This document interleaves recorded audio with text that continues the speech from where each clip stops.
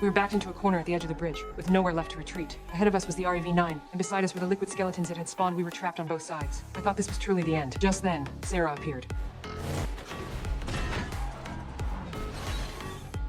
She burst out of the shadows, heavy weapons in hand, and unleashed a hail of bullets at the REV-9 without hesitation, riddling it with holes and sending it crashing off the bridge. She spun around and fired an RPG, blasting that skeletal clone hundreds of meters away. She walked to the edge of the bridge, looked down, confirmed the situation, and without a second glance,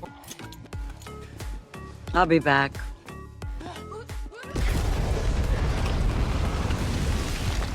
ordered us to get in the car. I followed her, still catching my breath. I've seen plenty of tough fighters, but this woman was something else entirely. We settled into a run-of-the-mill motel. Sarah asked about the future, and I told her. After John's death, the human resistance didn't fade away. A new leader emerged, and the AI was determined to eliminate him as well. So people from the future sent me back in time to protect the target. This is the mission I was given. It's been written into my programming since the day I was modified. Sarah told me about her side of things. I took her phone and used the future technology at my disposal to trace the origin of that text message. Then I froze. That address was exactly the same as the one tattooed beneath the skin on my abdomen. Danny from the future had tattooed it on me himself, telling me to go there for help if I ever got into trouble. I never expected both clues to point to the same place. The three of us exchanged glances and decided to go check it out. What does it mean? You need to ditch the car. Get off the grid.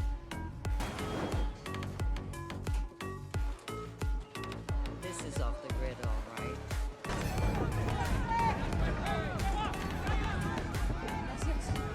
Meanwhile, Rev-9 had already hacked into a Mexican data center, accessed all surveillance footage within the country, and quickly pinpointed Danny's location. He immediately stormed into the military command center at the border and deployed drones to track us down. We were discovered and arrested by border guards for illegally crossing the border. Just as the military was escorting us away, a drone suddenly dove down, heading straight for Danny. Without thinking twice, I pushed him out of the way. I don't remember what happened after that. When I opened my eyes again, I was lying in the base infirmary. Sarah and Danny had been locked up in prison. I broke free from my handcuffs, fought my way out of the infirmary, pushed open the door, and saw Rev-9 had already infiltrated the prison. I made a decision to open all the cell doors and create chaos. Prisoners scattered in all directions, and the crowd surged. To avoid the crowd, Rev-9 moved at high speed right along the walls. Where he couldn't get around, he simply cut through, charging all the way to the exit. Our helicopter was already preparing to take off. He made a final sprint, but fell just short. The helicopter took off. Leaning against the cabin wall, I felt for the first time that my body was starting to give out. We went to the address and knocked on the door. Sarah stepped forward to knock. The moment the door opened, I felt her freeze. What emerged was a T-800. Not just any T-800. It was the one that had killed John all those years ago. Sarah reached for her gun. I grabbed her arm and stopped her. The T-800 stood in the doorway, making no move to attack. He began to explain. After Skynet was destroyed, he lost his reason for existence in this timeline. Having completed his final mission, he had no new orders and no goals. So he chose a different path to blend into human life.